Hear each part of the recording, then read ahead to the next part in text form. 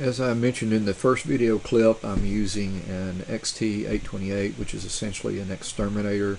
I have the Pinwheel Galaxy being shown. I'm using C8 with on a CG5 mount, and the 8-inch telescope has a focal reducer on the back, and I also have a focal reducer on the nose piece, which gives me an effective f4.4. I've adjusted my video settings to get a black background and then bringing out using contrast a good image. Now I'm going to go and show how you would adjust then your final output. Again, you start with the camera settings like exposure, then your video settings, adjust those, and then you can adjust your final output. I'm going to go ahead and go to the levels. There are 4 different ways you can adjust the final output image. The one that seems to be more like the typical histogram effects that I'm used to are the levels, although it still operates differently.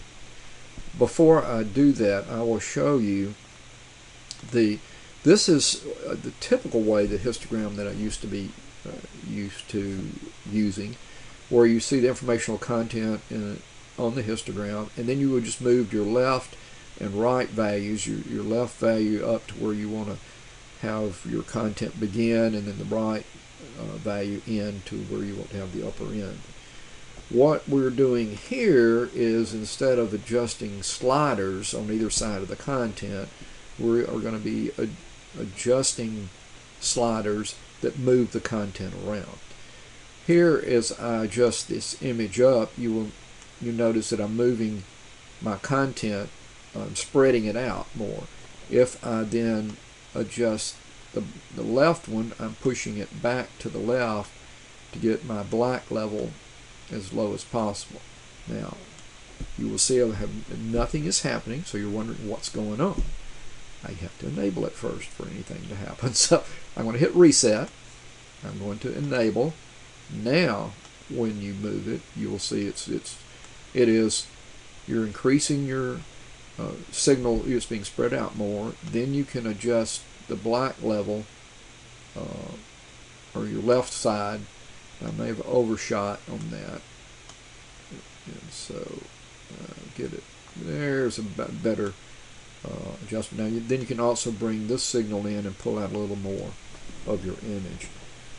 So basically, you adjust your video first for brightness to get a black background, the contrast up, image. Then I bring this up to bring out more of the image, and then I adjust my left side again to where I want that to cut off and get my background darker.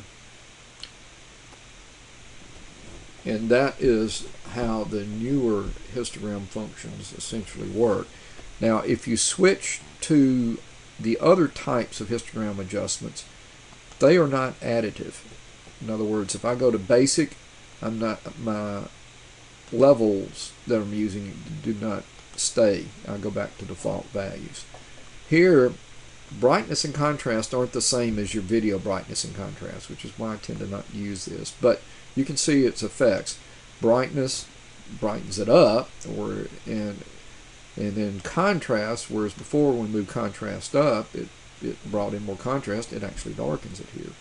So what I usually do is, instead of you kind of use these to reverse what we did on video adjustments. I'll bring the brightness up, and then I use the contrast up to make the background a little darker.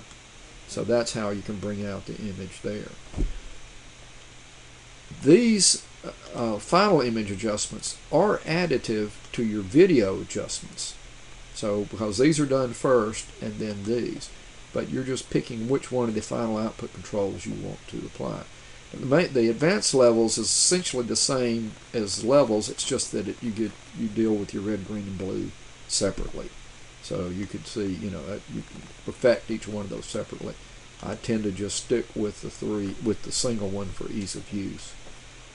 Curves, I'll be honest with you, I haven't got very proficient at it. It adjusts the signal. You can play with it and see how that works for you. Maybe I'll do another video when I get more familiar with this. Again, the one I like to use is levels and to adjust my image. In the next video clip, I'll talk about frame stacking.